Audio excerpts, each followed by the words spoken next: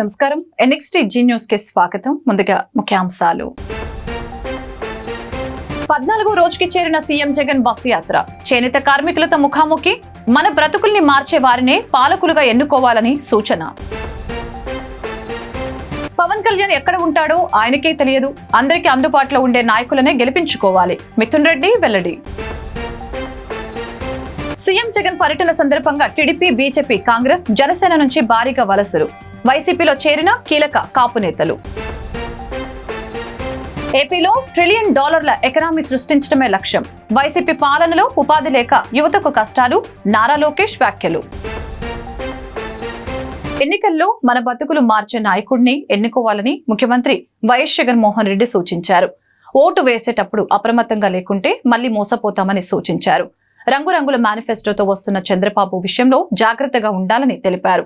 Super 6, 7 అంటూ వస్తున్న చంద్రబాబు గతంలో చేసిన అన్యాయాన్ని గుర్తు చేసుకోవాలని సూచించారు. ఈ మేరకు సీఎం జగన్ మేమంతా సిద్ధం బస్సు యాత్ర మంగళగిరికి చేరుకుంది.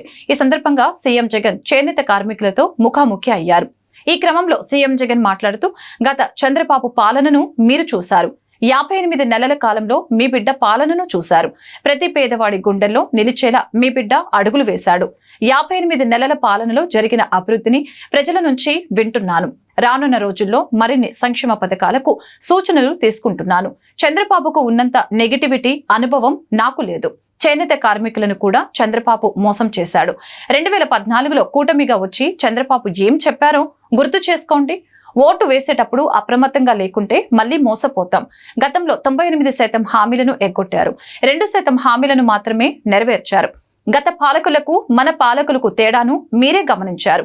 చంద్రబాబు రంగురంగుల మేనిఫెస్టోతో వస్తున్నారు.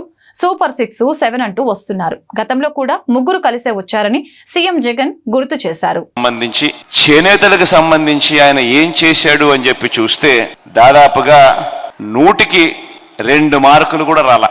అంటే 98% ఎగరగొట్టిన పరిస్థితులే కనిపిస్తా ఉన్నాయి. ఇది చంద్రబాబు నాయుడు గారి ట్రాక్ రికార్డ్. ఆయన చెప్పిన హామీలు ఒకసారి గమనిస్తా పోతా ఉంటే చేనేత సహకార సంఘాలకు, భవనాలకు ఆస్తి పన్ను నుంచి మినహాయింపు 0. చేనేత కార్మికులు గుర్తింపు కార్డులు ఇంతకు ముందే ఇస్తా ఉన్నారు, అది కూడా పెద్ద చేసింది లేదు. జరీపై విధించిన వ్యాట్ రద్దు, అది లేదు. ఒక్కొక్క చేనేత కుటుంబానికి 1,00,000 మేరకు సంస్థాగత రుణ సౌకర్యం, అది లేదు. చేనేత కార్మికులకు 1000 కోట్లతో ప్రత్యేక నిధి మరియు బడ్జెట్ లో ప్రతి సంవత్సరం 1000 కోట్ల రూపాయలు కేటాయిస్తాం, అది లేదు. రాష్ట్ర వ్యాప్తంగా నేత బజార్లు ఏర్పాటు చేస్తాం, అది లేదు. ఉచిత ఆరోగ్య బీమా కల్పిస్తాం. వీవర్ వృద్ధాప్య పెన్షన్ నెలకు 1000కి పెంచుతాం, అది అంతంత మాత్రమే.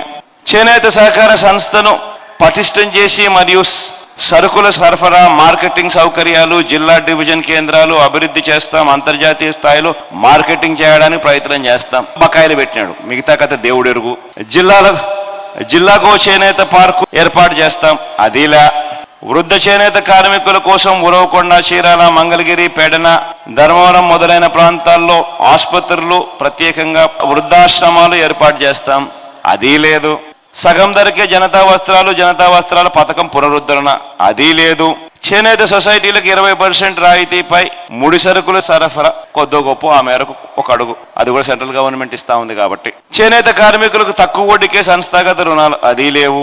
1,50,000తో ఉచితంగా ఇల్లు, మగ్గం, షెడ్డు ఏర్పాటు. ఒకరికన్నా ఇచ్చాడా?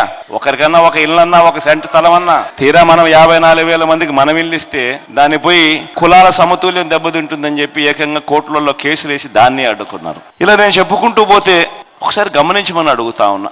ఈ మాదిరిగా ప్రతిదీ ఇంటూ 98% ఇంటూ ఒక 2% ఒక 2 కాడ టిక్కులు కనపడతాయి. ఇంత దారుణంగా మోసం చేసిన వ్యక్తి, ఇంత దారుణంగా అన్యాయం చేసిన వ్యక్తి మళ్ళీ ఈ రోజు ఎన్నికలు వచ్చేసరికి. మేమంతా సిద్ధం పేరుతో సీఎం జగన్ చేపట్టిన బస్సు యాత్ర 14వ రోజుకి చేరింది.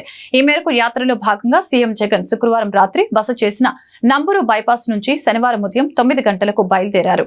మంగళగిరి బైపాస్ మీదుగా 11 గంటలకు సీకే కన్వెన్షన్ వద్దకు చేరుకొని చేనేత కార్మికులతో ముఖాముఖి కార్యక్రమంలో పాల్గొన్నారు.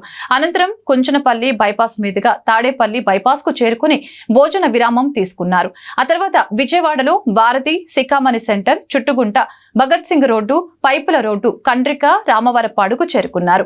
అనంతరం నిడమానూరు బైపాస్ మీదుగా కేసరపల్లి బైపాస్ శివార్లో ఏర్పాటు చేసిన రాత్రి బస శిబిరానికి సీఎం జగన్ చేరుకున్నారు. ప్రజలకు ఎవరు అందుబాటులో ఉంటారో వారికి ఓటు వేసి గెలిపించాలని పిలుపునిచ్చారు వైఎస్ఆర్సీపీ రీజనల్ కోఆర్డినేటర్ మిథున్ రెడ్డి.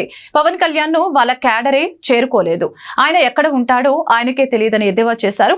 నిత్యం ప్రజల్లో ఉండే వంగా గీతను గెలిపించాలని కోరారు. ఈ మేరకు మిథున్ రెడ్డి మీడియాతో మాట్లాడారు. పిఠాపురంలో వంగా గీత బలమైన అభ్యర్థి. పవన్ కళ్యాణ్ రాకముందే ఆమె ఇక్కడ అభ్యర్థిగా ఉన్నారు. గతంలో వంగా గీత ఎమ్మెల్యేగా కూడా పనిచేశారు. నిత్యం ప్రజల్లోనే ఉంటారు. ఇబ్బందులు ఉంటే ఎవరు ప్రజల్లో ఉంటారని ప్రజలు కోరుకుంటారు. పిలిస్తే పలికే వ్యక్తులకే ప్రజలు మద్దతు ఇస్తారు. పవన్ కళ్యాణ్ ను వాళ్ళ క్యాడర్ చేరుకోలేదు. ఆయన ఎక్కడ ఉంటాడో ఎవరికి తెలియదు, ఎప్పుడొస్తాడో తెలియదు. అదేవిధంగా పిఠాపురంపై మేము ప్రత్యేకంగా దృష్టి పెట్టాల్సిన అవసరం లేదు. 175 నియోజకవర్గాల్లో పిఠాపురం కూడా ఒకటే. పిఠాపురంలో వైఎస్ఆర్సీపీ బలంగా ఉంది. పిఠాపురంలో కష్టపడవలసింది పవన్. డబ్బులు తీసుకొని ప్రజలు ఓట్లు వెయ్యారు. నేను కూడా ఎన్నికల్లో పోటీ చేస్తున్నాను. ఇంతవరకు నేను పిఠాపురంలో అడుగు పెట్టింది లేదు. తాను ఓడిపోతే చెప్పుకోవడానికి పవన్ కొన్ని కారణాలు వెతుక్కుంటున్నాడు. పవన్ ను పట్టించుకోవాల్సిన అవసరం లేదు. డబ్బుల గురించి పవన్ కళ్యాణ్ మాట్లాడటం విడ్డూరంగా ఉంది.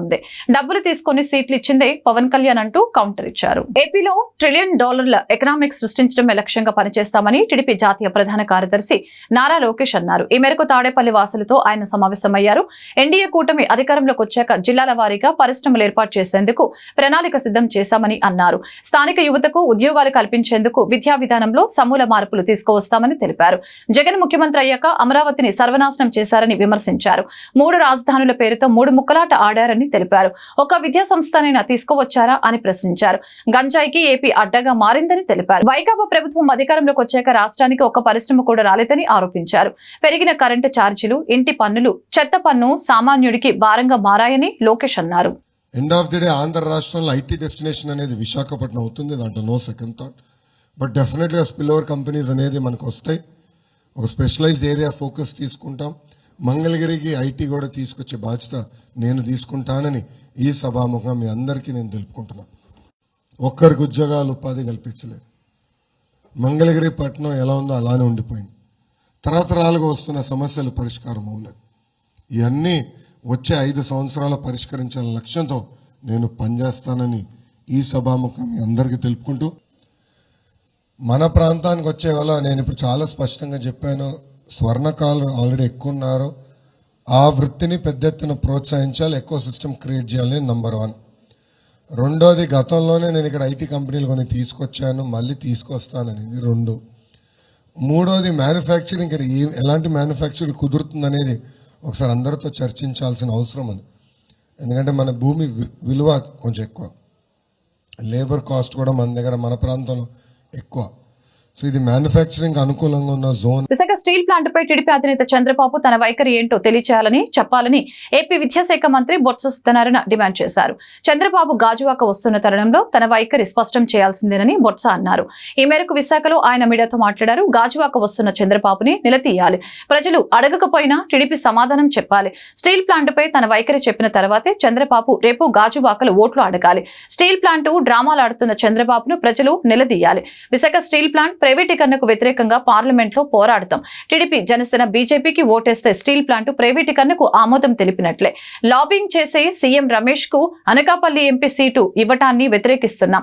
అనకాపల్లిలో క్వాష్ పార్టీ తప్ప టీడీపీకి బీసీ నేత దొరకలేదా? వాలంటీర్లపై చంద్రబాబుది నాలుక, తాటిమట్ట, వృద్ధాప్యం, ప్రజా వ్యతిరేకతతో చంద్రబాబు అయోమయంలో ఉన్నట్లున్నారని బొత్స ఎద్దేవా చేశారు. భారతీయ జనతా పార్టీతో జతకట్టారు. మరేంటి స్టీల్ ప్లాంట్ మీద స్టాండ్ ఏంటి? అనౌన్స్ చేయమండి. ప్రైవేటీకరణ చెయ్యం, ఇది జాతీయ సంస్థ ఉంటుంది, దీనికి కావాల్సిన అన్ని ఇస్తామని ఆ కూటమి చెప్పనండి, చెప్పరు. కానీ మోటివ్ ఇవ్వాలి అంటే ఏంటి? ద్వంద్వ బుద్ధి. ఇక రెండో విషయానికి వస్తే, ఇక్కడ పోటీ చేసిన అభ్యర్థి ఆయన వచ్చి రాజీనామా చేశాడు. ఓ వీరుడు సురుడు ఆ 3 రోజులు పాపం అందరూ అమాయకంగా అందరూ నిజమే కావాలనుకున్నారు. రాజ్యసభ ఎన్నికలు వచ్చాయి. చేసినప్పుడు పదవి పోయినట్టు కాదు, దాని గురించి ఆలోచించకూడదు కదా. రాజ్యసభ ఎన్నికలు వచ్చాయి, ఇతను వచ్చేసామన్నారు, కోర్టుకి వెళ్ళాడు. కోర్టుకి ఎందుకు వెళ్ళాలా అంటే నీ పదవి గురించి కదా కోర్టుకు వెళ్ళావు. నువ్వు పదవిని స్టీల్ ప్లాంట్ త్యాగం చేసేవాడివి మళ్ళీ ఏ రకంగా కోర్టుకు వెళ్తావు అంటే ఎవరిని మోసం చేసి ఎవరి చెప్పులో పువ్వు పెడతామని చెప్పని ఎవరు అమ్మాయి ఇక్కడ ఉన్నావు అందరూ. గతంలో ఏ ప్రభుత్వం చేయనంత అభివృద్ధి వైఎస్ఆర్సీపీ ప్రభుత్వం చేసిందని అన్నారు ముఖ్యమంత్రి వైఎస్ జగన్మోహన్ రెడ్డి. ఏకంగా 2,70,000 కోట్ల రూపాయలు నేరుగా ప్రజల అకౌంట్లలో వేశామని తెలిపారు. లంచాలు వివక్ష లేకుండా సంక్షేమం అందించామని పేర్కొన్నారు. 130 సార్లు బటన్ నొక్కి నేరుగా పేదల ఖాతాల్లో డబ్బు జమ చేశామని అన్నారు. ప్రజలు 2 సార్లు బటన్ నొక్కి వచ్చే ఎన్నికల్లో వైఎస్ఆర్సీపీని గెలిపించాలని కోరారు. ఈ మేరకు వైఎస్ఆర్సీపీ అధ్యక్షులు సీఎం జగన్ చేపట్టిన మేమంతా సిద్ధం బస్సు యాత్ర 13వ రోజు గుంటూరు జిల్లాలో సాగింది. ఏటుకూరు బైపాస్ వద్ద ఏర్పాటు చేసిన భారీ బహిరంగ సభలో సీఎం వైఎస్ జగన్ ప్రసంగించారు. గుంటూరులో మరో ప్రపంచం కనిపిస్తుందని తెలిపారు. ఈ మహాజన సముద్రం చరిత్రలో ఎప్పటికీ నిలిచిపోతుందని తెలిపారు.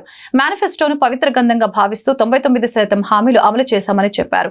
58 నెలలుగా చేస్తున్న అభివృద్ధిని కొనసాగించేలా ప్రజలు ఆశీర్వదించాలని అన్నారు. ప్రజల ఆత్మగౌరవాన్ని పెంచిన వైఎస్ఆర్సీపీ ప్రభుత్వానికి మద్దతివ్వాలని కోరారు. వచ్చే ఎన్నికల్లో చంద్రబాబు మోసాలకు ప్రజలకు జరుగుతున్న కురుక్షేత్ర యుద్ధమని పేర్కొన్నారు. జరుగుతున్న మంచిని కొనసాగించేందుకు మీరంతా సిద్ధమేనా అంటూ సభకు హాజరైన ప్రజలను ఉద్దేశించి వ్యాఖ్యానించారు. వారి చీకటి యుద్ధాన్ని, వారి సోషల్ మీడియా ఎల్లో మీడియా అసత్యాల యుద్ధాన్ని ఎదుర్కొనేందుకు మీ జేబుల్లో నుంచి సెల్ ఫోన్లు బయటకు తీయండి. మీ జేబుల్లో నుంచి సెల్ ఫోన్లు బయటకు తీయండి. ఆ సెల్ ఫోన్లో ఉన్న లైట్ బటన్ ఆన్ చేయండి. ఆ సెల్ ఫోన్ లైట్లో ఉన్న లైట్ బటన్ ఆన్ చేయండి.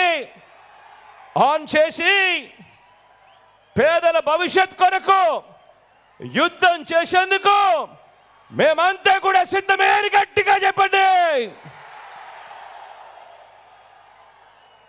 ఇది విశ్వసనీయతకు మోసానికి మధ్య జరుగుతా ఉన్న యుద్ధం. ప్రతి ఒక్కరూ కూడా ప్రతి ఇంటికి వెళ్ళి చెప్పండి, వాలంటీర్లు మళ్ళీ ఇంటికి రావాలన్నా,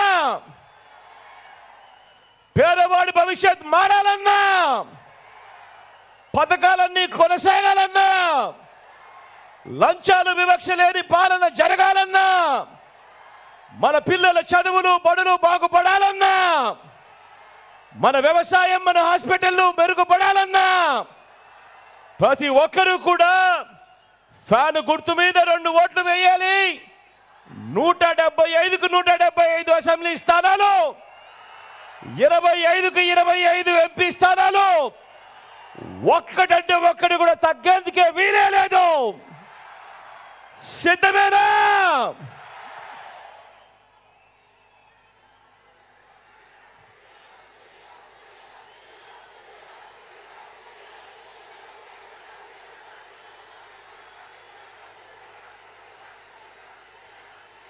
ఈరోజు మీ అందరితో కూడా జరుగుతూ ఉన్న మోసాలను ఎరగమని చెప్పి ఈ సందర్భంగా చెప్తా ఉన్నా. ఒక రాజకీయ నాయకుడు మీ ముందర నిలబడితే ఎలాంటి వాడు ఆ రాజకీయ నాయకుడు, ఎలాంటి వాడిని మనం ముఖ్యమంత్రిగా తెచ్చుకోవాలనుకుంటా ఉన్నాము అన్న అంశం ప్రతి ఇంట్లో కూడా చర్చ జరగాలి. ప్రతి ఇంట్లో కూడా ఎందుకు చర్చ జరగాలో తెలుసా?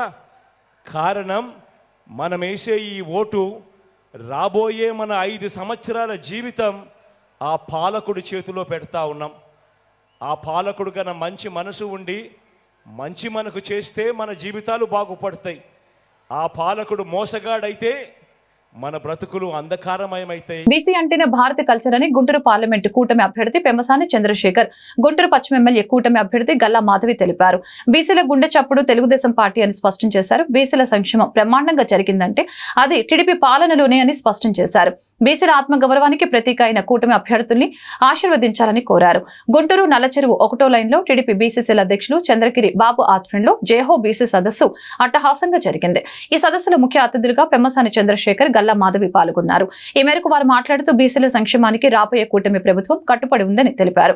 వైసీపీ పాలనలో నవరత్నాలు ప్రతి ఒక్కరి గుండెల్లో రంధ్రాలు చేసిందే తప్ప ఏ ఒక్క రత్నం ఆశించిన మేర ఫలితం లేదని తెలిపారు. అయితే అవన్నీ రాళ్లు తప్ప రత్నాలు కావని అన్నారు.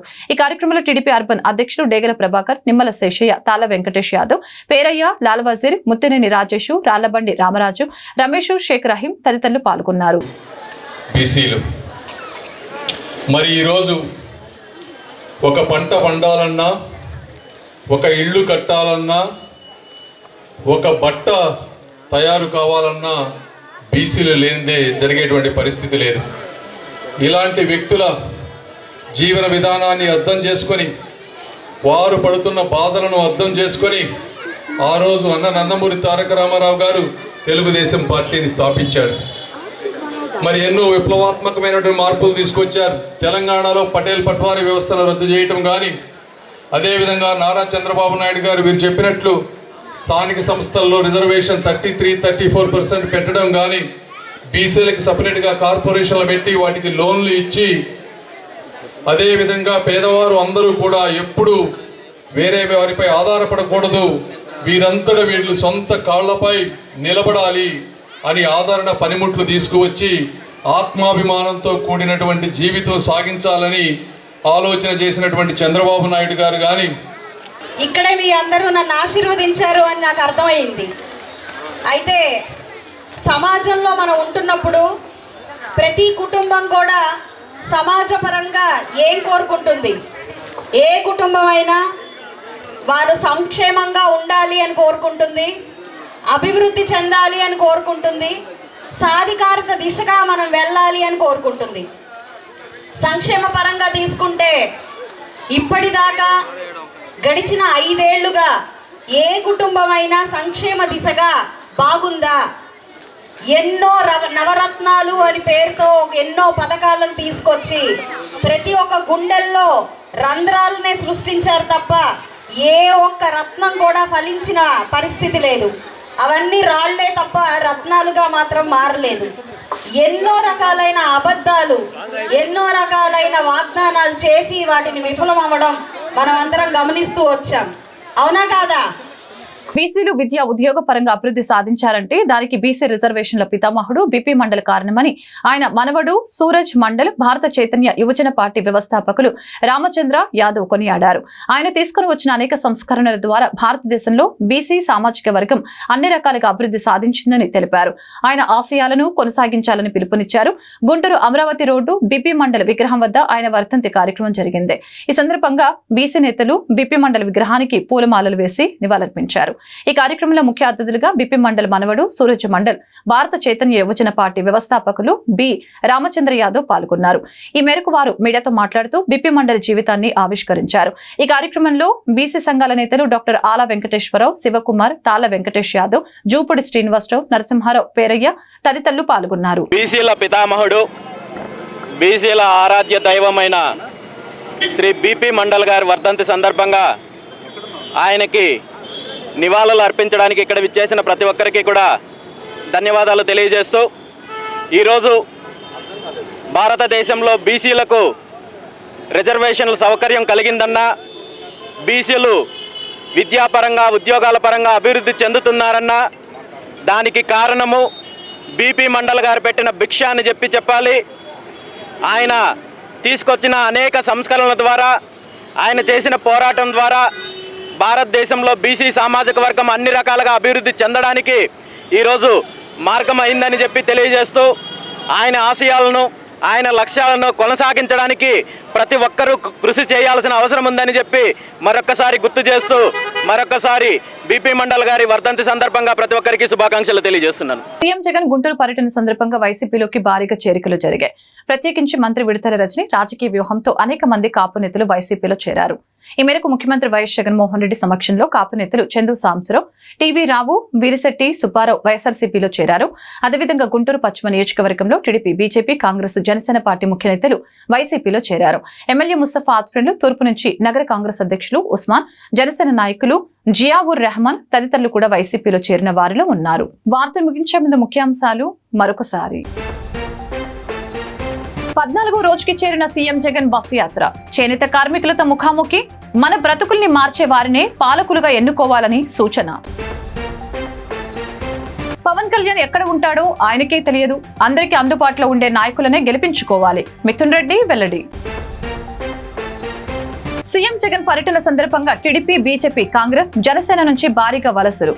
వైసీపీలో చేరిన కీలక కాపు నేతలు. ఏపీలో $1 ట్రిలియన్ ఎకనామీ సృష్టించడమే లక్ష్యం. వైసీపీ పాలనలో ఉపాధి లేక యువతకు కష్టాలు. నారా లోకేష్ వ్యాఖ్యలు. ఈ వార్తలు ఇంతటితో సమాప్తం. మరొక బులెటిన్లో మళ్ళీ కలుద్దాం. నమస్కారం.